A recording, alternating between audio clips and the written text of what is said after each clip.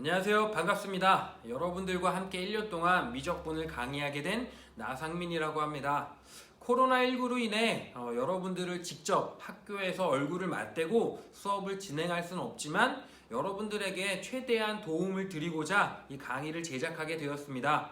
원격 수업이 진행되는 동안 계속 강의를 통해서 여러분들을 만날 예정이고요. 많은 선생님들께서 여러분들의 학습이 보다 효율적이고 원활하게 진행될 수 있도록 많은 노력들을 기울이고 있으니까요. 여러분들도 원격 수업을 진행함에 있어서 보다 적극적인 자세를 가지고 학습에 임해 주시길 부탁드리겠습니다. 네, 그럼 수업을 진행하도록 하겠습니다. 오늘 수업은요, 여러분들이 앞서 살펴봤던 급수의 수렴과 발산, 그리고 등비급수의 합을 구하는 방법적인 부분에 있어서 그 개념을 바탕으로 해서 교과서 연습 문제를 풀어보면서 우리가 살펴봤던 개념을 복습하는 시간을 갖고자 합니다. 교과서 페이지는 44페이지고요. 2번 문제입니다. 주어져 있는 문제를 보면 AN과 BN이라는 수열에 대한 급수의 합을 알고 있을 때 3AN 빼기 7BN이라는 이 급수의 합을 어떻게 계산할 것인가에 대한 부분이고요. 이 문제를 해결하기 위해서 여러분들이 알아야 되는 개념은 뭐죠? 그렇죠?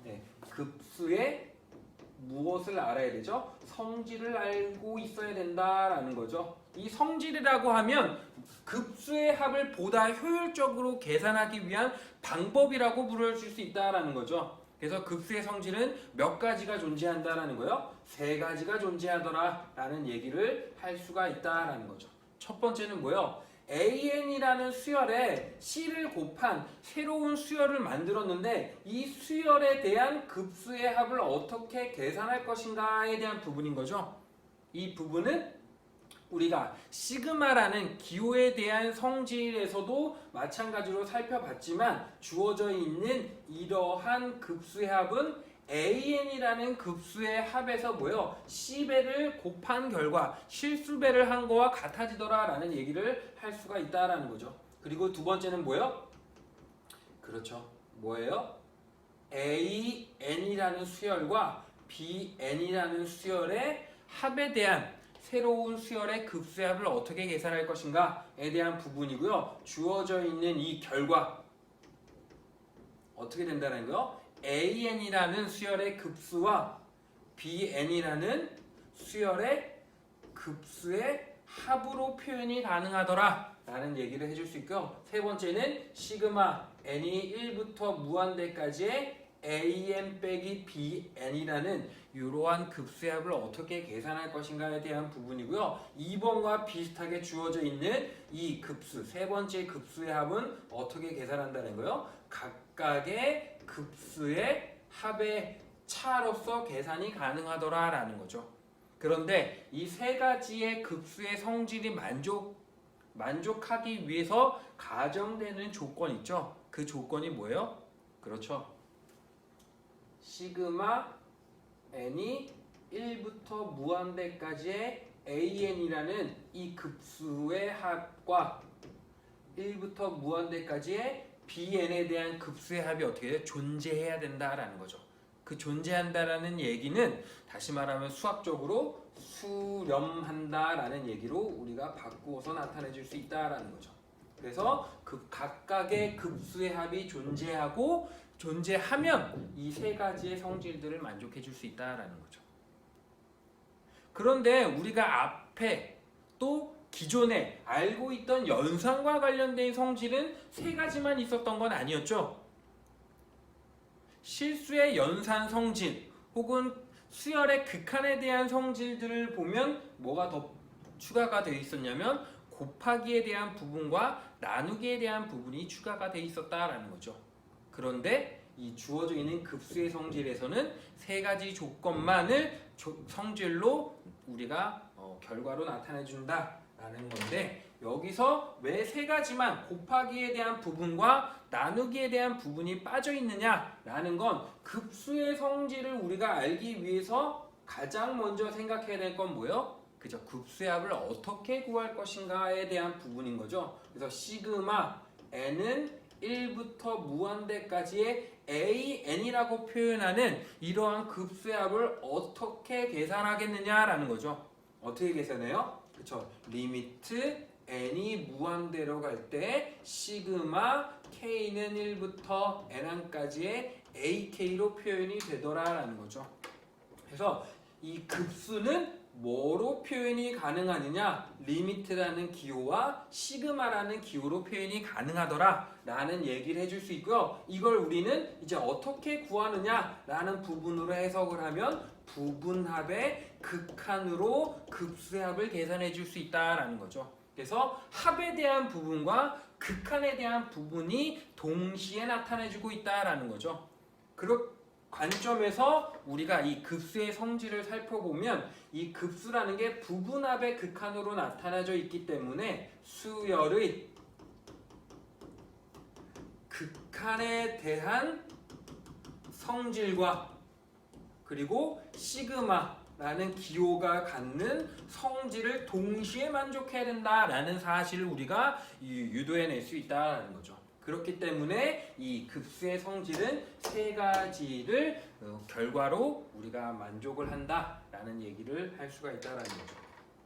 그래서 이 내용들을 여러분이 조금 기억을 하면서 다시 본론으로 돌아오겠습니다. 그래서 주어져 있는 문제를 해결하면 뭐요? 3an이라는 수열과 7bn이라는 수열에 대한 급수의 합을 어떻게 계산할 것인가에 대한 부분이고요. 주어져 있는 이 문제는 급수의 성질의 첫 번째와 세 번째를 이용하면 쉽게 구해줄 수 있다라는 거죠.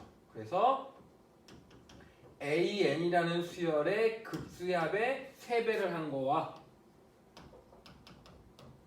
bn이라는 수열의 급수의 합의 7배를 한 거를 뺀 결과와 같아지더라 라는 얘기를 해줄 수 있고요. 주어져 있는 앞에 각각에 대한 급수의 합을 이용하면 우리가 이 문제에서는 결과가 1이라는 사실을 우리가 확인할 수 있다라는 거죠. 그래서 급수의 성질과 급수의 합을 어떻게 계산할 것인가 부분을 다시 한번 짚고 넘어가시길 바랍니다.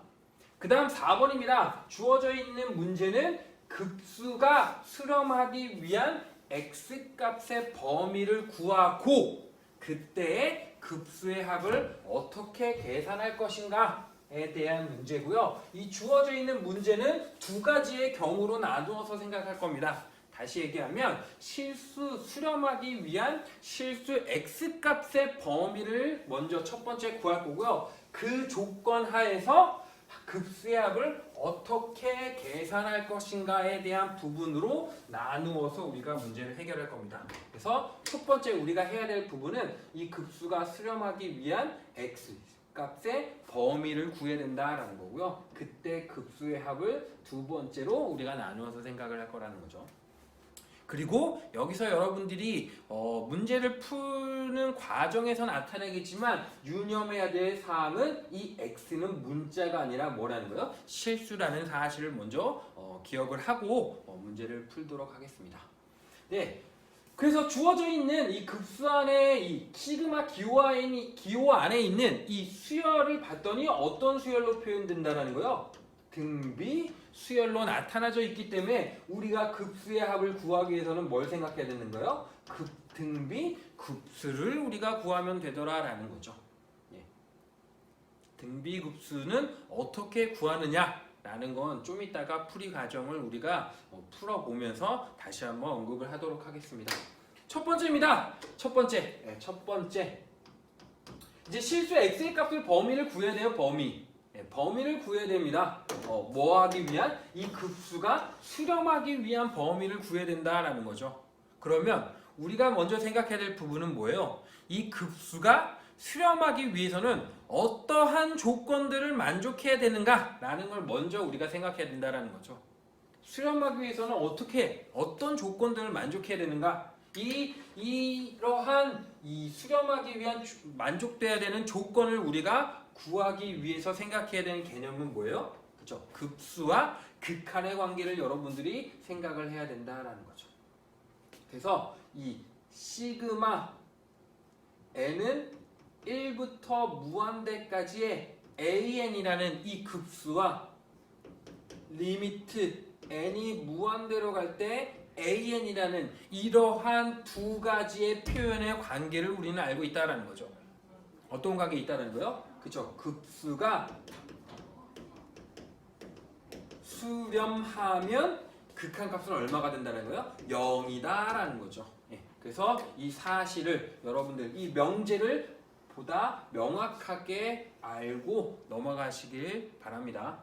그래서 수렴하면 뭐하면 뭐이다. 뭐예요? 명제라는 거죠. 명제. P면 Q이다라는 명제는 두 가지의 조건을 연결한 문장이 되더라라는 거죠. 그리고 각각의 조건들의 관계는 여러분들이 충분히 명제 단원에서 잘 살펴봤었고요.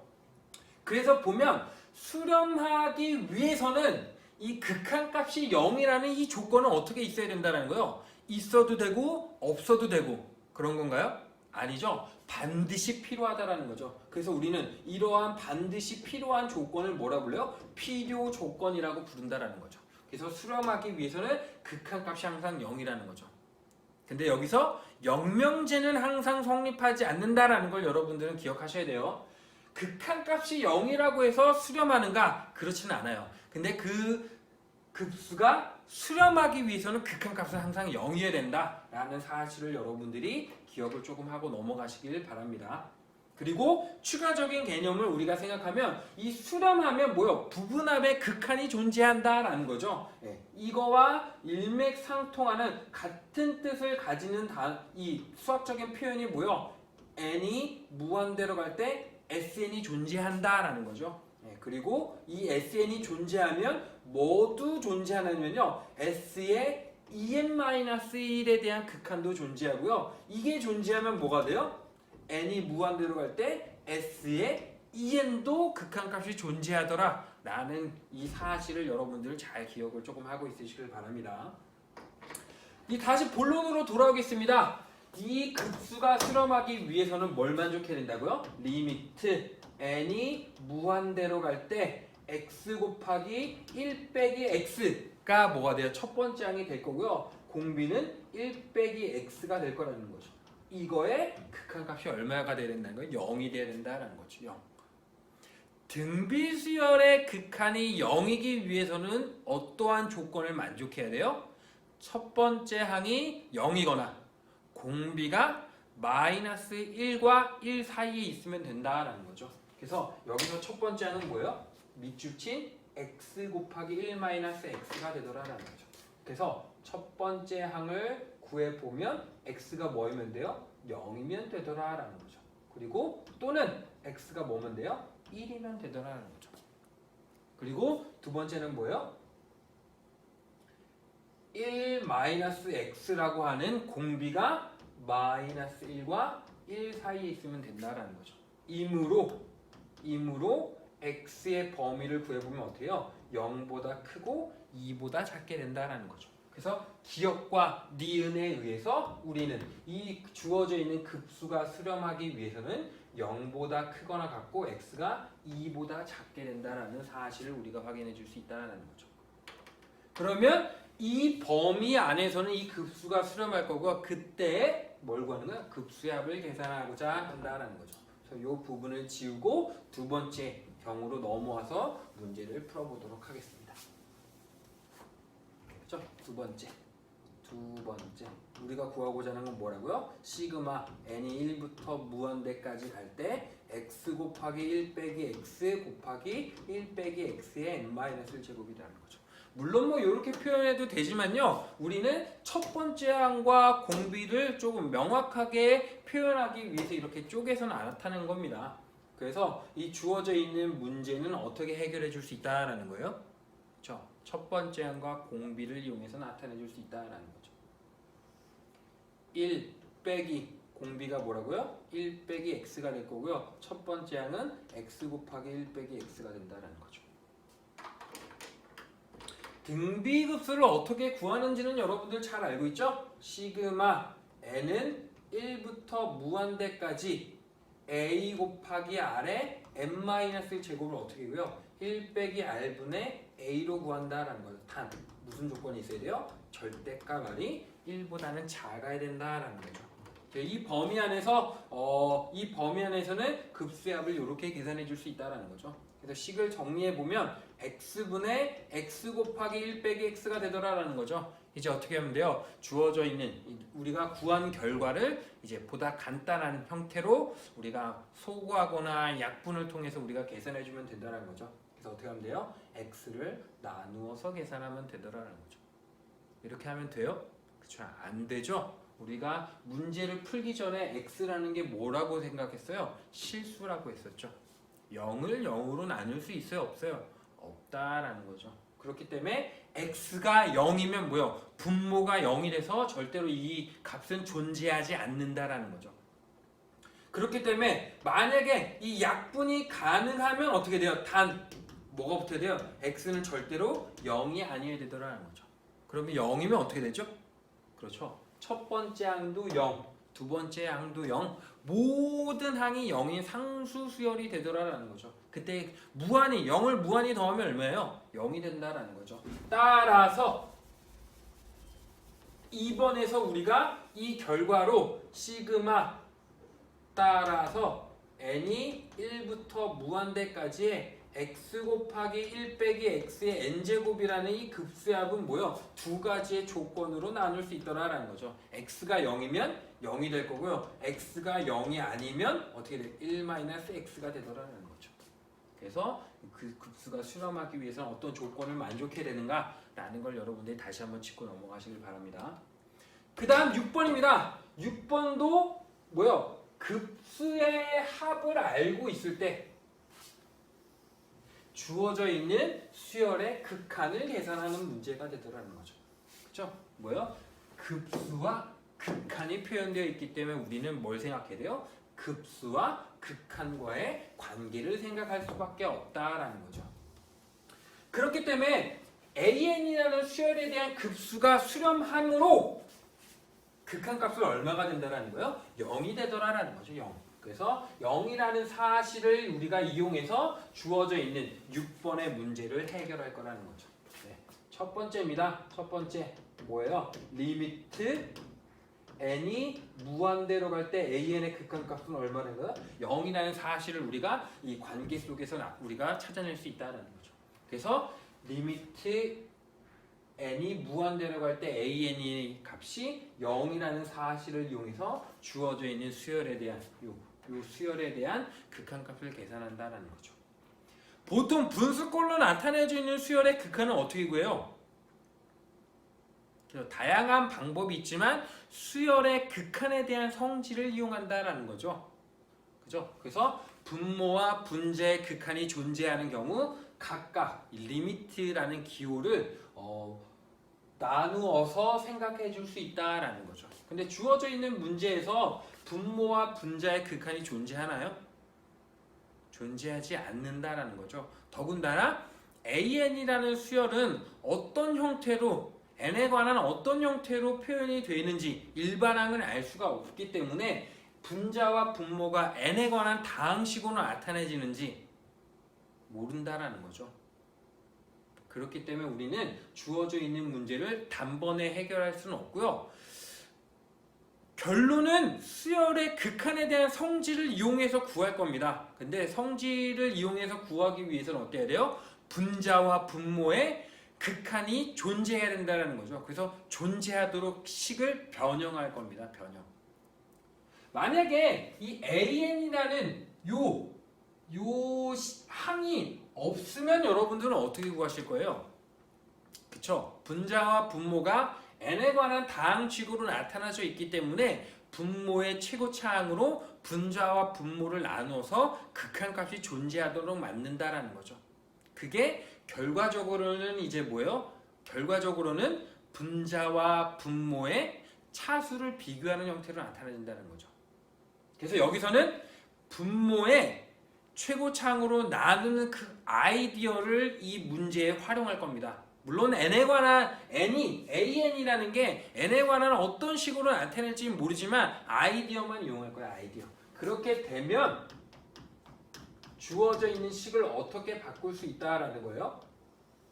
분모는 n분의 an 빼기 3 더하기 n분의 2가 될 거고요. 분자는 n분의 3an 더하기 5 더하기 n분의 1이 되더라라는 거죠. 그렇게 되면 우리는 분자와 분모의 각 항에 대한 극한값이 존재하는지를 이제 생각해주면 되더라는 거죠. n분의 2, n분의 1, 마이너스 3, 5, n분의 an, n분의 an, n분의 an이 문제가 되더라는 거죠. 이 부분의 극한값을 우리가 생각해보면 어떻게 되죠? n분의 an이라는 요 수열의 극한값은 an이라는 수열과 n분의 1이라는 수열의 곱으로 나타내기 때문에 수열의 극한에 대한 성질에 의해서 n분의 1도 an도 극한값이 0이므로 주어져 있는 n분의 an의 극한값은 0이다라는 사실을 우리가 찾아낼 수 있다는 거죠. 그러면 주어져 있는 이 수열에서 빗금친 부분들의 극한값은 다 얼마가 돼요? 0이 된다는 거죠. 그러면 수열의 극한에 대한 성질에 의해서 주어져 있는 이 답은, 문제의 답은 마이너스 3분의 5라는 결론들을 얻어줄 수 있다라는 거죠. 그래서 요 명제를 여러분들은 다시 한번 짚고 넘어가시길 바랍니다. 그 다음 8번 문제입니다. 네, 8번 문제. 여러분들이 이 등비급수와 관련돼서 앞으로 이 도형에 대한 그 등비급수의 문제를 많이 볼 텐데요. 여기서 여러분들이 앞으로 문제를 풀면서 기억해야 될 사항들은 불필요한 조건들을 찾아내지 않는다라는 거예요. 네, 시간을 허비하면서까지 문제를 풀이하는데 불필요한 조건을 찾아내지 않는 연습들을 조금 하시길 바랍니다. 다시 말하면 무슨 얘기냐면요. 우리가 시그마 n은 1부터 무한대까지의 a의 아래 n-1 제곱이라는 등비급수, 여기서는 이제 절대값 아래 1보다 작다라고 보겠습니다. 그러면 우리가 어떻게 구하겠다는 거예요? 1 빼기 r분의 a로 구하겠다는 거죠. 그러니까 등비급수의 합은 뭐만 구해주면 된다는 거예요? 공비와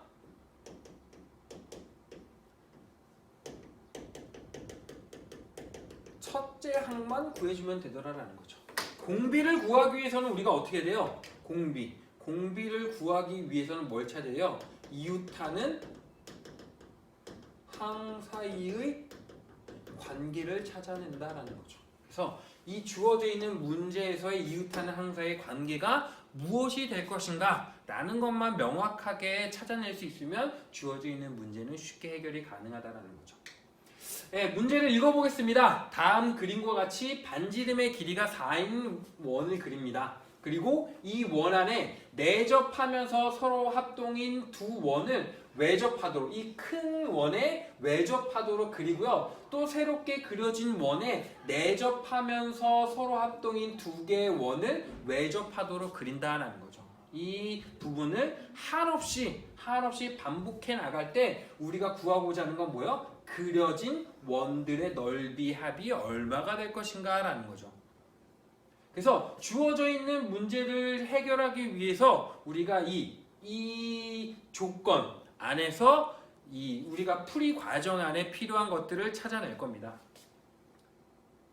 그렇죠? 그래서 첫 번째 항과 공비를 이제 찾아내겠다라는 거죠. 그래서 주어져 있는 문제를 해결하고 또 그 해결하기 위해서 우리가 식으로 표현할 때는 이 수열이 필요하다는 거죠. 여기서 이 a의 r 곱하기 n-1 제곱이라는 걸 어떻게 볼 것이냐라는 거죠. 그래서 우리는 이 주어져 있는 문제를 해결하기 위해서 an이라는 걸 먼저 정의하고 넘어갈 겁니다. an을 뭐로 정의할 거냐면요. n번째 그려진 원의 넓이라고 우리가 an을 정의하고 넘어갈 겁니다. 그렇게 되면 요 그려진 원들의 넓은 뭐예요? A1, A2, A3인 결론적으로 얘기하면 시그마 n이 1부터 무한대까지의 an의 결과를 우리가 구하는 것이 주어져 있는 문제를 해결하는 것이다 라는 거죠. 그러면 이제 다시 본론으로 돌아와서 A1은 쉽게 찾을 수 있죠? A1은 얼마예요? 그죠? 반지름의 길이가 4인 원의 넓이가 되기 때문에 16파이라는 거는 우리가 쉽게 찾을 수 있죠. 그래서 우리는 이제 뭐만 구하면 돼요? 공비를 구하기 위해서 이웃하는 항들 사이의 관계를 이용할 겁니다. 이 관계를 이용해서 공비를 찾아주기 위해서는 두 번째 항의 넓이를 찾아줘도 되고요. 그리고 그려진 원들의 관계를 찾아줘도 된다는 거죠. 그래서 두 번째 방법을 이용해 보도록 하겠습니다. 두 번째 방법은 뭐예요? 이 원과 이 원의 관계. 어떤 관계 있어요? 그렇죠. 닮은 관계라는 거예요. 닮은 관계. 닮은 관계에 있기 때문에 뭐요? 닮은 비가 있을 거고요. 닮은 비를 알고 있으면 뭘 알 수 있어요? 넓이의 비를 알 수 있다라는 거죠. 그래서 그 넓이의 비가 곧 원의 넓이 합을 구하는 문제이기 때문에 그 원의 넓이의 비가 곧 공비가 될 것이다 라는 거죠. 그래서 주어져 있는 문제를 보면 두 번째 그려진 요 A2를 구하기 위해서 요 작은 원의 반지름을 봤더니 어떻게 해요? 2가 되더라는 거죠. 닮은 비가 얼마예요? 2대1. 비례식의 성질에서 닮은 비를 어떻게 표현해 줄 수 있어요? 1대 2분의 1이 된다는 거죠. 닮은 비가 1대 2분의 1이면 넓이의 비는 어떻게 해요? 제곱의 비로 나타나죠. 1대 4분의 1이 되더라는 거죠. 그래서 공비가 얼마다라는 거예요? 4분의 1이다 라는 사실을 우리가 확인할 수 있다는 거죠. 이렇게 하면 돼요? 안 된다라는 거죠. 왜? 주어져 있는 문제에서는 뭐예요? 원이 하나씩만 증가하고 있지 않다라는 거죠. 몇 개씩 증가해요? 2개씩 늘어난다라는 거죠. 첫 번째는 하나, 두 번째는 2개, 세 번째는 4개. 그죠? 그러니까 이 넓이의 비인 1대 4분의 1이 어떻게 돼요? 1대 2분의 1에 2배씩 증가한다 볼 수 있다는 거죠. 다시 말하면 AM 플러스 1번째 항은 AM번째 항이 얼마가 된 거예요? 절반이 해당한다라는 사실을 우리가 확인해 줄 수 있다는 거죠. 그렇기 때문에 이걸 통해서 우리는 뭘 세워줄 수 있어요? 이걸 세워줄 수 있죠. 공비가 얼마예요? 2분의 1이고 첫 번째 항이 16파이인 등비급수의 합이 되더라라는 거죠. 그렇기 때문에 우리가 구하고자 하는 원의 넓이들의 합은 얼마가 된다고요? 32파이가 되더라 라는 사실을 우리가 확인해 줄 수 있다는 거죠. 네, 45페이지의 마지막 10번 문제입니다. 10번 문제도 마찬가지 등비급수와 관련되어 있는 내용이고요. 이 10번 문제는 우리가 앞에서 살펴봤던 8번 문제보다는 조금 쉽게 해결이 가능할 겁니다. 왜 그런지는 문제를 보면서 우리가 한번 왜 쉽게 해결이 가능한지는 우리가 문제를 통해서 한번 살펴보도록 하겠습니다.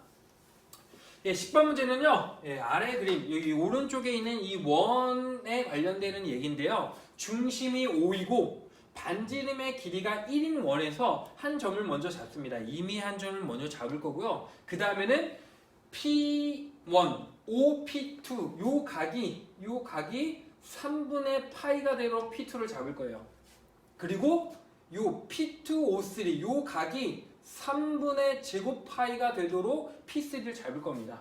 이런 식으로 쭉쭉쭉 잡아가면서 점을 잡아갈 건데요. 우리가 구하고자 하는 건 뭐예요? 주어져 있죠. AN이 뭐라고 주어져 있으면 부채꼴 PN, OP, N 더하기 1의 넓이라고 주어져 있습니다. 그리고 급수 n은 1부터 무한대까지 AN의 합을 구하는 문제가 되더라는 거죠. 왜 이 문제가 앞서 살펴봤던 8번 문제보다 쉽느냐? 부채꼴의 넓이를 어떻게 구해요? 그쵸? 반지름의 길이와 중심각의 크기로 구한다라는 거죠. 반지름의 길이는 항상 얼마로 고정되어 있어요? 1로 고정되어 있기 때문에 중심각의 크기의 변화가 부채꼴의 넓이의 변화로 나타나지더라라는 거죠. 근데 뭐가 있어요?